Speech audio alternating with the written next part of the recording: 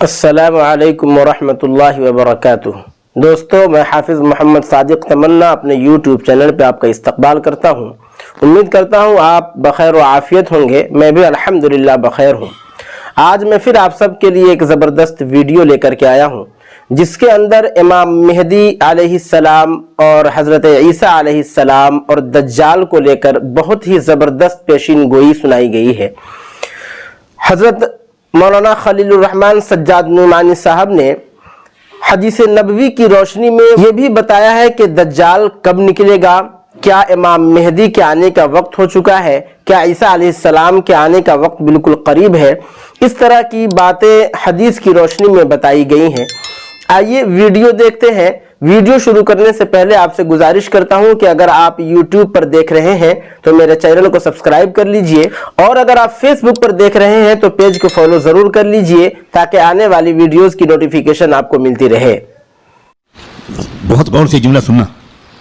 فیصلے کے سال آ رہے، اب دنیا کی زندگی میں زیادہ وقت باقی نہیں، پوری دنیا کی زندگی میں زیادہ وقت باقی نہیں، اب فیصلے کے دن آ رہے ہیں۔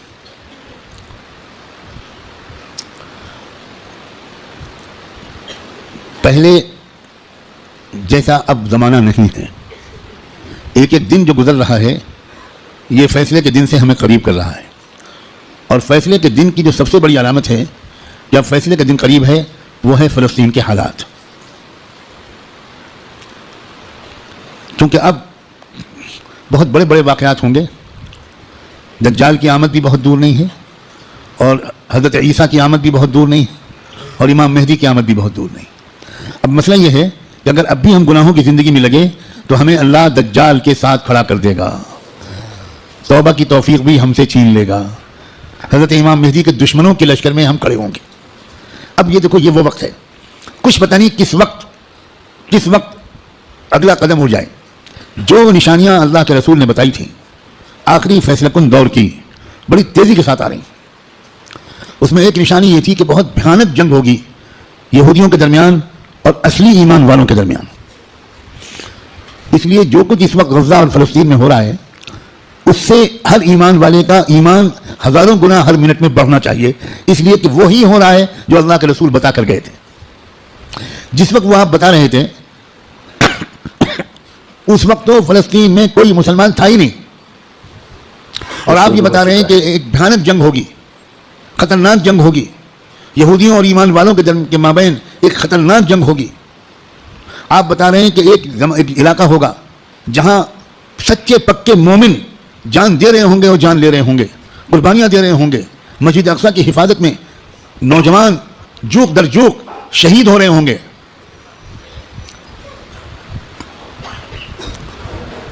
اور اللہ وہاں کے مجاہدوں سے سب سے زیادہ خوش ہوگا، اصلی ایمان والے وہیں پر ہوں گے۔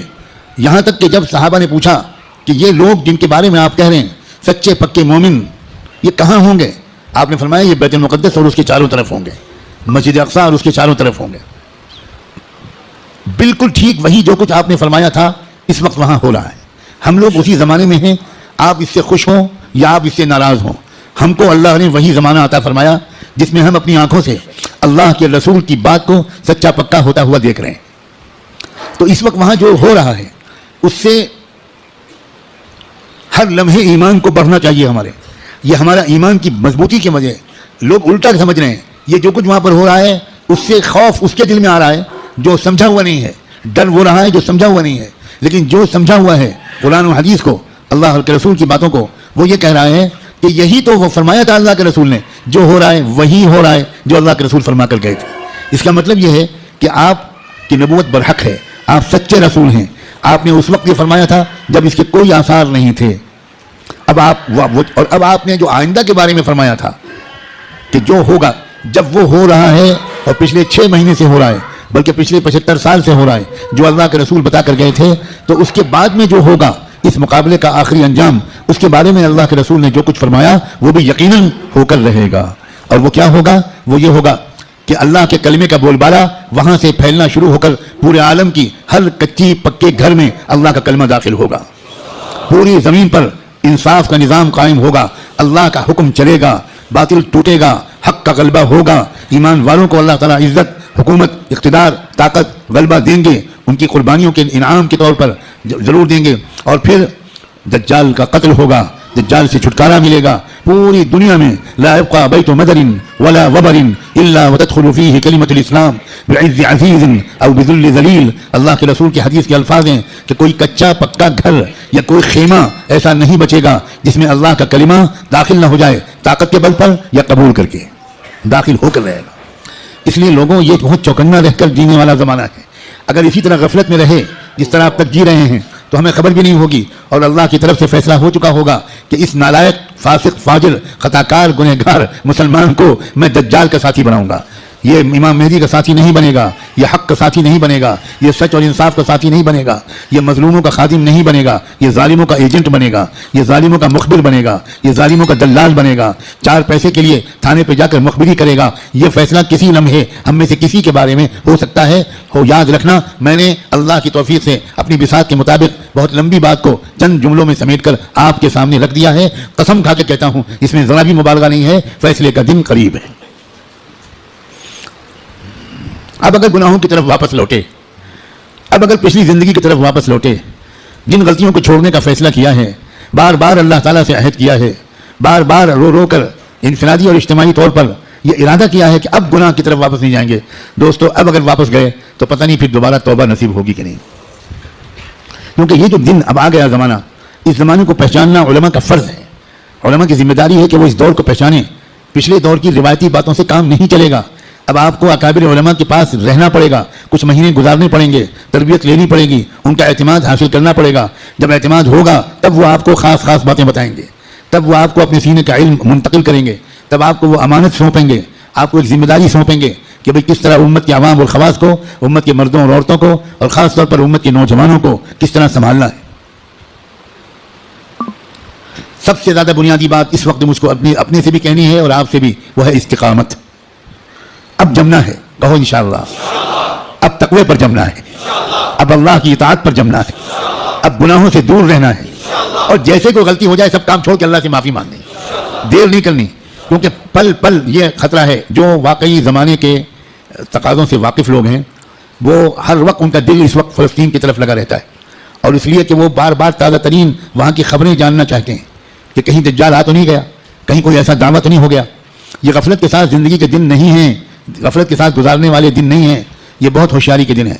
اور یہ بھی یاد رکھنا, الٹے سیدھے مقرروں اور مولویوں, الٹے سیدھے جو اپنے آپ کو عالم کہتے ہیں اور ہیں وہ جاہل, ان کی باتوں کے چکر میں مت آنا. وہ طرح طرح کی باتیں تم کو بتا کر تم کو غلط راستے پر لے جائیں گے. جو سچے پکے اکابرین ہیں, بڑے بڑے بزرگوں کی صحبت یافتہ, قرآن مجید کے مفسر, قرآن کو گہرائی سے سمجھنے والے, اللہ کے رسول کی منشا کو سمجھنے والے, پوری زندگی کے 24 گھنٹے اللہ کے دین کی خدمت میں گزارنے والے, جن پر وقت کے سارے بزرگوں نے اعتماد کا اظہار کیا, ان کی بات ماننا ہے. ورنہ سوشل میڈیا پہ جاؤ تو 50 انجینئر ملیں گے, اور 50 ڈاکٹر ملیں گے, اور 50 طرح طرح کے لوگ ملیں گے جو اسلامی پروگرام چلا رہے ہیں. ہمارے نوجوانوں کو نہیں معلوم کہ اسلام کی ویب سائٹس کے نام سے جو ویب سائٹس چل رہی ہیں اس میں سے تقریباً 70% یہودیوں کی ویب سائٹس ہیں, اور باقی قادیانیوں کی ویب سائٹس ہیں, کچھ ہمارے ملک کے ہندوؤں کی ویب سائٹس ہیں جو اسلام کے نام پر چل رہی ہیں, اور اس میں قرآن کا درس ہوتا ہے, احادیث کا درس ہوتا ہے, مسئلے بتائے جاتے ہیں. اور ہمارے نوجوان وہ بیچارے بجائے علماء سے جڑنے کے وہ سوشل میڈیا سے مسئلے معلوم کرتے ہیں. ابھی مجھ سے چند دن پہلے یہیں کسی نوجوان نے پوچھا کہ ہمیں بعض مسئلے معلوم کرنے پڑتے ہیں تو ہم سوشل میڈیا پر جاتے ہیں, وہاں پریشان یہ ہوتے ہیں کہ الگ الگ سائٹ سے الگ الگ جواب ملتے ہیں. میں نے ان سے پوچھا کہ جب آپ بیمار پڑتے ہو تو سوشل میڈیا پر جا کر علاج کراتے ہو؟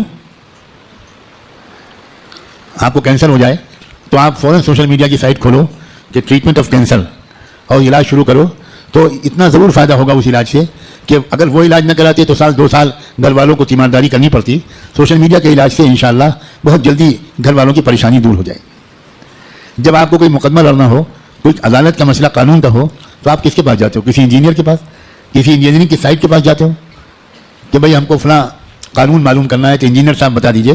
تو انجینئر صاحب اگر آپ کے خالہ بھائی ہیں تو وہ آپ کو مسئلہ بتانے کے بجائے یا مشورہ دینے کے بجائے اپنے چپراسی سے کہیں گے ان کو بائک پہ بٹھاؤ اور دماغ کے ڈاکٹر کے پاس لے جاؤ, اور دیر نہ کرو, جلدی کرو, جلدی. بھائی جب کوئی مسئلہ معلوم کرنا ہے تو سوشل میڈیا پہ مت جاؤ, کسی محقق عالم کے پاس جاؤ, ان سے بات پوچھو. اس لیے موجودہ زمانہ کیا ہے, یہ دور فتن کیا ہے, کس کس ترتیب سے فتنے آنے والے ہیں, کیا ہونے والا ہے, دنیا بھر کے حالات کیا علامتیں دکھا رہے ہیں، کیا آثار ظاہر ہو رہے ہیں، بر صغیر ہند و پاک میں کیا تبدیلیاں ہو رہی ہیں، سرزمین فلسطین میں کیا حادثے رونما ہو رہے ہیں، عالم عرب میں کیسے مشرک لوگوں کا قبضہ ہو گیا ہے، عرب حکومتیں اس وقت مندروں کا افتتاح اپنے عرب ملکوں میں کرا رہی ہیں، مندروں میں بیٹھ کر افطار پارٹیاں ہو رہی ہیں، عرب حکام کس طرح اس وقت مشرکانہ نعرے بلند کر رہے ہیں، یہ سب آخری زمانے کی علامتیں ہیں۔ اللہ کے رسول یہ تک فرما گئے تھے کہ قیامت اس وقت تک قائم نہیں ہو سکتی جب تک جزیرے عرب میں بت پرستی پھر سے نہ شروع ہو جائے۔ اب دنیا حیران ہے کہ ابو ظبی میں مندر کیسے بن گیا اور یہ سارے عرب حکام کو کیا ہو رہا ہے۔ دنیا حیران ہے کہ سعودی عرب کے شہزادہ محمد بن سلمان اس قدر کافرانہ، فاسقانہ، گمراہانہ عقائد اور اعمال میں کیسے پھنس گیا۔ دنیا اس لیے حیران ہے کہ دنیا کو نہیں خبر تھی کہ یہ سب بتا چکے ہیں محمد الرسول اللہ صلی اللہ علیہ وآلہ وسلم۔ یاد رکھنا بھارت کے مسلمانوں، ہم محمد بن سلمان پر ایمان نہیں لائے ہیں، ہم محمد بن عبداللہ صلی اللہ علیہ وآلہ وسلم پر ایمان لائے۔ ہمارا کسی حکومت سے کوئی تعلق نہیں۔ اے سعودی حکومت کے گمراہ بادشاہوں، اے دبئی اور ابو ظبی کے گمراہ حکمرانوں، ہمارا تم سے کوئی تعلق نہیں۔ ہمارا تعلق محمد مصطفیٰ احمد مجتبیٰ سے ہے، ہمارا تعلق قرآن سے ہے، ہمارا تعلق حدیث سے ہے، ہمارا تعلق حرم شریف کے جدید ہوٹلوں سے نہیں ہے، ہمارا تعلق مکے اور مدینے کے ان یادوں سے ہے، ان واقعات سے ہے جن کا سلسلہ شروع ہوا تھا محمد الرسول اللہ کی پیدائش سے، اور اس کے بعد نبوت سے، اور اس کے بعد ہجرت سے، بعثت سے، ہجرت سے، اور پھر اس کے بعد بدر سے، احد سے، حنین سے، احزاب سے، قادسیہ سے، یرموک سے۔ ہمارا تعلق ابوبکر صدیق سے ہے۔ ہمارا تعلق تم سعودی بادشاہوں سے اور حکمرانوں سے نہیں ہو۔ بھارت کے حکمران کسی عرب حکومت کے نمائندے نہیں ہیں۔ بھارت کے عوام مسلمان کسی بھی عرب حکمراں کے نمائندے نہیں ہیں۔ بھارت کے مسلمان غلام ہیں محمد الرسول اللہ۔ ہمارا رشتہ سیدھا ان سے ہے۔ ہم تمہارے محتاج بالکل نہیں ہیں، قطعاً نہیں ہیں۔ تم غلط کرو گے تو ہم غلط کہیں گے۔ ہمیں اس بات کا کوئی اندیشہ نہیں ہے کہ تم ہمارا ویزا بند کر دو گے، تم ہماری حاضری اس جگہ بند کر دو گے۔ سب کچھ اللہ کے ہاتھ میں ہے۔ ہمارا تعلق ایمان سے، قرآن سے، اپنے بزرگوں سے مضبوط ہونا چاہیے۔ بار بار کہہ رہا ہوں، کتابوں کا مطالعہ بڑھنا چاہیے۔ مجھے تم سے سخت شکایت ہے۔ اور میں السلام علیکم ورحمۃ اللہ وبرکاتہ۔ دوستو، میں حافظ محمد صادق تمنا اپنے یوٹیوب چینل پہ آپ کا استقبال کرتا ہوں۔ امید کرتا ہوں آپ بخیر و عافیت ہوں گے۔ میں بھی الحمدللہ بخیر ہوں۔ آج میں پھر آپ سب کے لیے ایک زبردست ویڈیو لے کر کے آیا ہوں جس کے اندر دجال کے تعلق سے بہت ہی زبردست بات بتائی گئی ہے، اور اس کے اندر یہ بھی بتایا گیا ہے کہ وہ کون سے صحابی ہیں جنہوں نے دجال سے ملاقات کی، اور دجال نے اس صحابی رسول سے کیا کیا سوالات کیے، اور اس کے نکلنے کا وقت کب آئے گا۔ یہ ساری باتیں اس ویڈیو کے اندر بتائی گئی ہے۔ آئیے ویڈیو شروع کرتے ہیں۔ ویڈیو شروع کرنے سے پہلے آپ سے گزارش کرتا ہوں کہ اگر آپ یوٹیوب پر دیکھ رہے ہیں تو میرے چینل کو سبسکرائب کر لیجئے، اور اگر آپ فیس بک پر دیکھ رہے ہیں تو میرے پیج کو فالو ضرور کر لیجئے تاکہ آنے والی ویڈیوز کی نوٹیفیکیشن آپ کو ملتی رہے۔ احادیث تو عجیب و غریب اہتمام بتاتی ہیں اللہ کے رسول کی طرف سے۔ یہ تک بتاتی ہیں کہ کبھی کبھی آپ وضو کرتے ہوئے وضو کے درمیان صحابہ کو علامات قیامت کے بارے میں کچھ واقفیت فراہم کرتے تھے، کچھ علم عطا کرتے تھے۔ غزوہ تبوک کے موقع پر آپ نے بڑی اہمیت کے ساتھ آپ نے علامات قیامت کے بارے میں بڑی اہم گفتگو فرمائی، بہت ہی اہم گفتگو فرمائی۔ اور ایک بار تو آپ نے اسی مقصد پر صحابہ کرام کو جمع فرمایا، اسی مقصد سے اعلان کروایا، ندا لگوائی الصلاۃ جامعہ۔ اور اس وقت کیا مقصد تھا آپ کا؟ سیدنا تمیم داری رضی اللہ تعالیٰ عنہ، وہ ایک ایسے صحابی تھے جو گویا پہلے حضرت عیسیٰ علیہ السلام پر ایمان رکھنے والے اہل ایمان میں سے تھے۔ تو آپ نے جمع فرمایا لوگوں کو، اور لوگوں سے یہ کہا کہ میں تم کو جو کچھ بھی بیان کرتا رہا ہوں، اب سنو ذرا تمیم داری سے ان کا قصہ۔ تمیم داری رضی اللہ تعالیٰ عنہ کا جو واقعہ ہے میں اس وقت آپ کو یاد دلائے دیتا ہوں۔ اس پورے حدیث کے الفاظ تو نہیں پڑھوں گا، نہ اس کا پورا ترجمہ کروں گا، لیکن اس کا کچھ خلاصہ انشاءاللہ پیش کرنے کی کوشش کروں گا۔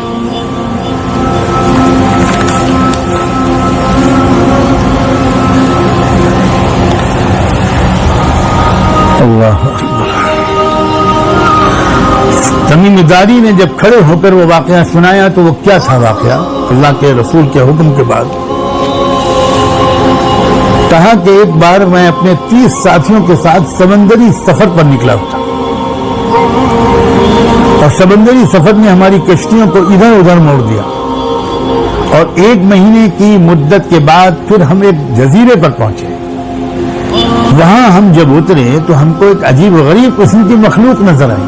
یہ لفظ یاد رکھیے گا، میں انشاءاللہ عربی کا لفظ بھی آپ کی خدمت میں پیش کر دوں گا۔ کہا کہ ایک عجیب و غریب مخلوق ہمارے سامنے آئی، اس کے بہت بڑے بڑے بال تھے،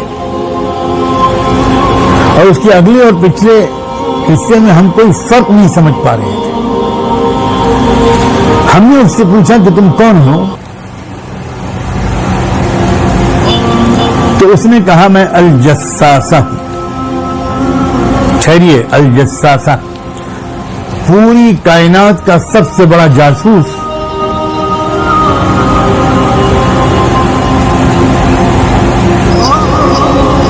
ابھی میں اس کی تشریح کرنے کے بجائے میں ذرا پورا واقعہ سنا دوں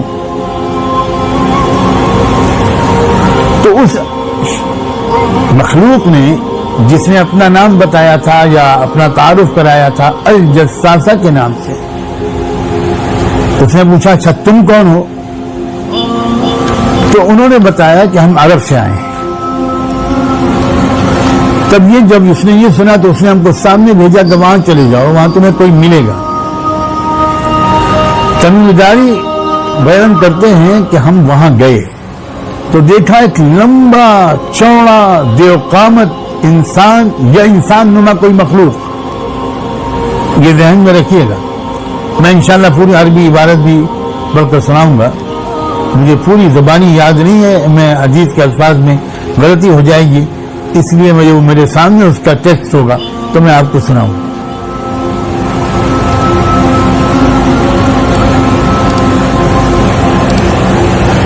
جو قامت انسان یا انسان نما کوئی مخلوق وہاں زنجیروں میں جکڑی ہوئی، اور بھی تفصیلات آئیں، زنجیر ہاتھ اس کے گردن سے بندھے تھے اور کس طرح پیروں تک زنجیریں تھیں۔ حضرت تمیم کہتے ہیں کہ ہم نے پوچھا کہ تم کون ہو؟ اس نے کہا پہلے تم بتاؤ کہ تم کون ہو۔ ہم نے کہا کہ ہم عرب سے آئے ہیں۔ اس نے کہا اچھا، ان پڑھ لوگوں کے علاقے سے، امیین کے علاقے سے؟ تو ہم نے جواب دیا ہاں۔ اس نے پوچھا کہ بتاؤ کہ ان پڑھ لوگوں کے پیغمبر کا کیا حال ہے؟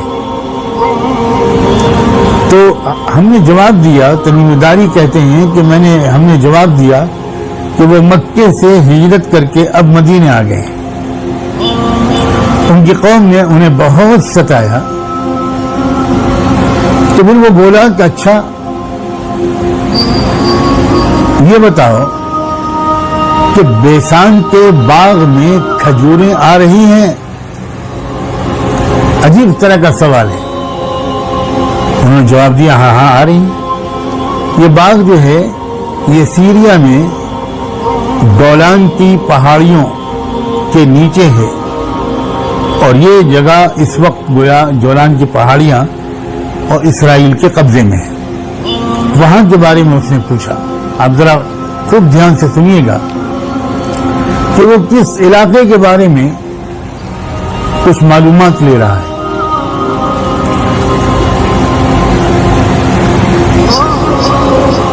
پھر وہ کہنے لگا اچھا ٹھیک ہے، کچھ دن کے بعد یہ کھجوریں آنا بند ہو جائیں گی۔ پھر اس نے دوسرا سوال کیا، اس نے کہا کہ یہ بتاؤ کہ زغر کے چشمے میں پانی ہے؟ تو میں نے جواب دیا کہ ہاں ہے۔ اس نے پوچھا اچھا بتاؤ کہ بحیرہ طبریہ کا کیا حال ہے؟ بحیرہ طبریہ کا کیا حال ہے؟ تو انہوں نے جواب دیا کہ ابھی تو ہے وہ۔ اس نے کہا کہ اس چشمے کا پانی بھی ختم ہو جائے گا۔ یہ سمجھ لیجیے کہ حضرت لوط علیہ السلام کی 2 بیٹیاں تھیں، ایک بیٹی کا نام تھا زغل، ایک بیٹی کا نام تھا طبریہ۔ تو یہ دو تالابوں کے نام زغل اور طبریہ یہ دونوں حضرت لوط علیہ السلام کی بیٹیوں کے نام پر رکھ دیے گئے تھے۔ اس نے کہا کہ وہ پانی بھی بہت جلد خشک ہو جائے گا اور تب میری رہائی کا وقت آئے گا، تب میری رہائی کا وقت آئے گا اور میں باہر نکلوں گا۔ اور پھر اس نے تمیم داری کے سوال کا جواب دیتے ہوئے کہا کہ میں المسیح الدجال ہوں۔ اس کی زیادہ تشریح تو میں اس وقت نہیں کروں گا، میں کہنا ہی تو اصل موضوع پر میں ابھی واپس آؤں گا۔ اتنا میں کہہ دوں کہ دجال کے جتنے بھی سیالات تھے وہ صہیونیت کا جو اس وقت مرکز ہے فلسطین اور اسرائیل، اسی علاقے کے بارے میں تھے، اور ان سوالات اور اس علاقے سے اس کے تعلق میں سمجھداروں کے لیے بہت کافی اشارے موجود ہیں۔ ایک بات اور ثابت ہوتی ہے کہ دجال تو بہت پہلے سے موجود ہے، عہد نبوت میں بھی موجود تھا، رہا نہیں ہوا تھا۔ ایک وقت آئے گا کہ وہ رہا ہوگا، کب رہا ہوگا، اس کی کیا علامات ہیں، یہ میں انشاءاللہ بعد میں بیان کروں گا۔ مجھے پہلے اس موضوع کو مکمل کر لینے دیجیے۔ اس تمیم داری کے اس مشاہدے کو اس اہتمام کے ساتھ اللہ کے رسول نے صحابہ کو جمع کر کے جو سنوایا اور بیان کروایا، اس بات کی دلیل ہے کہ علامت قیامت اور بالخصوص دجال کے بارے میں تفصیلی علم ممکن حد تک حاصل کرنے کی امت کو ضرورت، امت میں طلب ہونی چاہیے اور کوشش ہونی چاہیے، اور وقت آ گیا ہے کہ اب اس بارے میں زیادہ سے زیادہ مذاکرے کیے جائیں۔ السلام علیکم ورحمۃ اللہ وبرکاتہ۔ دوستو، میں حافظ محمد صادق تمنا اپنے یوٹیوب چینل پہ آپ کا استقبال کرتا ہوں۔ امید کرتا ہوں آپ بھی بخیر و عافیت ہوں گے، میں بھی الحمدللہ بخیر ہوں۔ آج میں پھر آپ سب کے لیے ایک زبردست ویڈیو لے کر کے آیا ہوں، جس ویڈیو کے اندر دجال کے تعلق سے بہت ہی زبردست بات بتائی گئی ہے۔ کیا ہم دجالی فتنے کے دور میں جی رہے ہیں یا ابھی اس کا فتنہ آنا باقی ہے؟ کیا دجال آ چکا ہے یا اس کا نکلنا باقی ہے؟ اور اگر دجالی فتنہ آ چکا ہے تو اس فتنے سے ہم اپنے آپ کو کیسے بچا سکتے ہیں؟ اس طرح کی باتیں اس ویڈیو کے اندر بتائی گئی ہے۔ آئیے اس ویڈیو کو دیکھتے ہیں۔ ویڈیو شروع کرنے سے پہلے آپ سے گزارش کرتا ہوں کہ اگر آپ یوٹیوب چینل پہ دیکھ رہے ہیں تو چینل کو سبسکرائب کر لیجئے، اگر آپ فیس بک پر دیکھ رہے ہیں تو پیج کو فالو ضرور کر لیجئے گا۔ دجال آئے ہوئے عرصہ ہو گیا اور ہم اسی کے درمیان جی رہے ہیں۔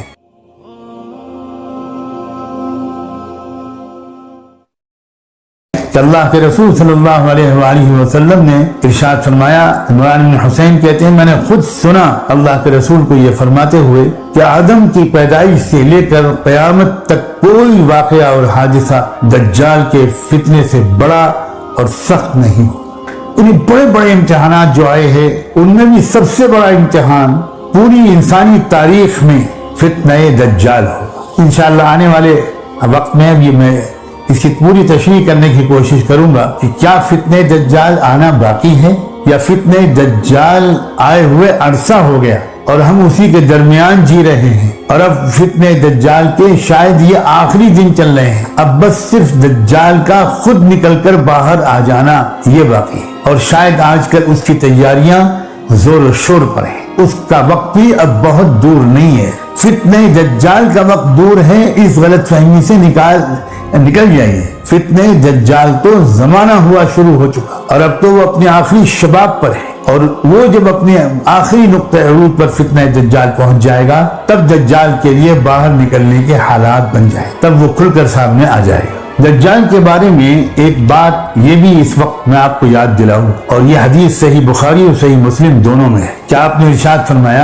اور یہ کہتے ہوئے ارشاد فرمایا کہ میں تم کو ایسی باتیں دجال کے بارے میں ایسی بات بتانے جا رہا ہوں جو مجھ سے پہلے کسی نبی نے اپنی قوم کو نہیں بتائی. اور اس وقت آپ نے ایک بات یہ فرمائی انہو اعور کہ وہ کانا ہوگا, ایک آنکھ سے دیکھنے والا ہوگا. کیا مطلب ہے اس کا؟ سچی بات یہ ہے کہ کوئی یقین کے ساتھ یہ کہنا کہ اس ارشاد کا یہ مطلب ہے, یہ شاید ابھی قبل از وقت. اس کا ایک مطلب یہ بھی ہو سکتا ہے جیسا کہ بعض اہل علم کا خیال ہے کہ اصل میں انسان کو اللہ نے دو آنکھیں دی ہیں, ایک یہ ظاہری آنکھیں ہیں اور ایک دل کی نگاہ ہے, دل کی نظر ہے. اس دنیا کی حقیقت کو وہ شخص بہتر طور پر سمجھتا ہے جس کی دونوں آنکھیں روشن ہو. دجال کا جو فتنہ ہوگا اس کے اثر سے یہ صورتحال ہوگی کہ انسان کی صرف مادی آنکھ کھلی رہے اور وہ ہر چیز کو ظاہری, مادی, سیاسی, بالکل پرانا فیسائی جو جس کو انگریزی میں کہتے ہیں اس نظر سے دیکھ کر رائے قائم کرے. اور جبکہ چیزوں کی حقیقت کو سمجھنے کے لیے صرف یہ والی ظاہری آنکھ کافی نہیں ہوتی, انسان کے دل دماغ کی نظر بھی, نگاہ بھی کھلی ہوئی ہونی چاہیے, تبھی وہ چیزوں کی حقیقت کو سمجھ سکتے. دجال ساری دنیا کے انسانوں کو ایسا لگتا ہے کہ وہ کانا بنا دے گا. یہ میں سمجھانے کے لیے بات عرض کر رہا ہوں. کیا مطلب کانا بنا دے گا؟ یعنی فتنے دجال کی وجہ سے جو مہلک اور مضر اثرات پڑیں گے اس میں ایک بہت بڑا اثر یہ ہوگا کہ انسانوں کی غالب اکثریت کی دل کی نظر بند ہو جائے اور وہ دھوکہ آسانی سے کھا جائے. دجال جو دھوکے میں ڈالنا چاہے گا بڑی آسانی سے لوگ اس بات کو ایکسپٹ کر لیں. آپ کو آگے چل کر انشاءاللہ یہ بات زیادہ تفصیل سے بتائی جائے گی کہ دجال کہاں ہی اس لیے گیا ہے کہ وہ انسانی تاریخ کا سب سے بڑا دھوکہ دینے کا ماہر انسان, ماہر ہستی ہے. وہ اس کا اصل کام ہی ہے کہ اصل حقیقت سے انسانوں کو بے خبر اور اندھا اور غافل کر دیا جائے, بہرا کر دیا جائے, اور جو بالکل غلط ہے اس کو صحیح کر کے دکھا دیا جائے اور ایک نظر بندی کر دی جائے, انسانوں کو مسمرائز کر دیا جائے, پروپیگنڈے سے متاثر ہونے کی عادت انسانوں کے اندر ڈال دی جائے اور حقیقت کو غور کرنا اور سمجھنے کی کوشش کرنا اور سمجھ لینے کی صلاحیت ان کے اندر سے چھن جائے. ایسا معلوم ہوتا ہے کہ شاید آور کا یہ مطلب ہے, اور کوئی بعید نہیں کہ ظاہری طور پر بھی وہ کانا ہو سکتا ہے. ہم نہیں کہہ سکتے کہ صرف یہی معنی مراد ہے. یہ جو چیزیں پوری طرح کھل کر تو تب آئیں گی جب وہ دجال خود ظاہر ہو جائے گا اور اس کو پہچاننے والے اہل اللہ, صاحب نظر, صاحب تقوی لوگ موجود ہوں گے اور وہ اس کو پہچانیں گے. آپ نے اسی حدیث میں یہ بھی ارشاد فرمایا کہ اس کے ساتھ ایک چیز ہوگی جنت کی طرح اور ایک چیز ہوگی دوزخ کی طرح. پھر وہ جس کو جنت بتائے گا وہی پھر حقیقت دوزخ ہوگی. یعنی وہ سمجھیے کہ فتنے دجال میں مبتلا ہو جانے والے لوگ, ان کو وہ دجال اس خدا کی دی ہوئی طاقت کا استعمال کر کے دنیا میں بڑے مزے کی زندگی گزروائے, اور جو لوگ اس کے سامنے سر جھکانے سے انکار کر دیں گے, جو اس کو خدا ماننے سے انکار کر دیں, ان کے لیے وہ دجال بہت مصیبتیں کھڑی کرنے کی کوشش کرے گا, فقر و فاقے میں ان کو مبتلا کر دے گا, طرح طرح کی پریشانیوں میں ان کو ڈالے گا. یہی تو ہے فتنہ, یہی تو ہے امتحان اور آزمائش. اللہ تعالیٰ اپنے کرم سے ہم سب کو ثابت قدم رکھے, اللہ ہم کو ثابت قدم رکھے, اور اگر سچائی پر جمے رہنے کی وجہ سے کچھ تکلیفیں برداشت کرنی پڑے تو اللہ ہم کو اس کی ہمت دے, اللہ ہم کو اس کا حوصلہ دے. اس وقت سب سے زیادہ اللہ تعالیٰ سے یہی ہمت اور استقامت کی دعا مانگنی چاہیے, کیونکہ ساری اگلی کامیابیاں کسی ہمت و استقامت پر ڈیپینڈ کرتی. یہ مل گئی تو سب مل گیا, اور یہ چھن گئی تو پھر اللہ کی پناہ. ایک بات اور سمجھیے, دیکھیے اس دنیا کو اللہ تعالیٰ نے ہماری خواہش کے مطابق مزے کی زندگی گزارنے کی جگہ نہیں بنایا. ہماری سب سے پہلی بڑی غلطی یہ ہے کہ ہم اس دنیاوی زندگی کو اصل میں ایک مزے کی زندگی گزارنے کا ایک پیریڈ سمجھتے ہیں, اور اسی لیے جب کوئی پریشانی آتی ہے تو بہت زیادہ پریشان ہوتے ہیں. اصل میں یہ دنیاوی زندگی امتحان کے لیے ہے, کوئی نہ کوئی امتحان مستقل لگا رہتا ہے اس دنیاوی زندگی. یہ ہے ہی اس لیے, اور انبیاء علیہ السلام اللہ تعالیٰ نے بھیجے اس لیے کہ انسان کے اندر اچھائی کو قبول کر کے نیک بننے کی صلاحیت بھی بھرپور ہے اور برائی کی بھی صلاحیت بھرپور ہے. انصاف کی صلاحیت بھی انسان میں بھرپور ہے اور ظلم کی صلاحیت بھی بھرپور ہے. علم کی صلاحیت بھی انسان میں بھرپور ہے اور جہالت کی صلاحیت بھی انسان میں بھرپور ہے. انہ کان ظلوما جہولا. اب اللہ تعالیٰ نے دنیا میں دو نظام چلائے ہیں, ایک نظام ہے نبوت اور رسالت کا.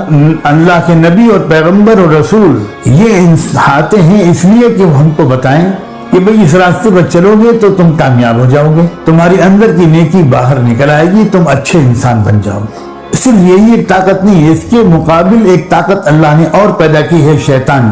وہ ہر انسان کے پیچھے لگا رہتا ہے اور لگا رہے گا رہتی دنیا تک، کہ وہ انسانوں کو کسی طرف برائی کی طرف اور ہلاکت اور بربادی کے راستے کی طرف لے کر جائے۔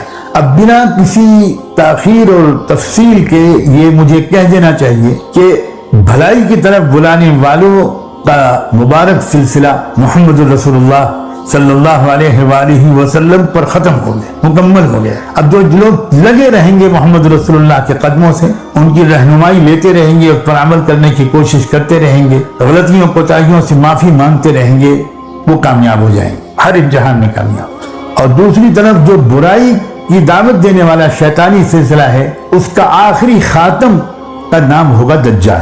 اور یوں سمجھیے کہ یہ ایک مقابلہ ہے بین محمد رسول اللہ اینڈ شیطان، ابلیس۔ اسی لیے بعض اہل اللہ اس بات پر بہت زور دے رہے ہیں کہ آج کل اس دور میں خاص طور پر درود شریف کی کثرت اور ہر کام کو استحضار کے ساتھ سنت کے مطابق کرنے کی عادت ڈالنا، یہ فتنہ دجال سے حفاظت کا ایک بہت اہم سبب۔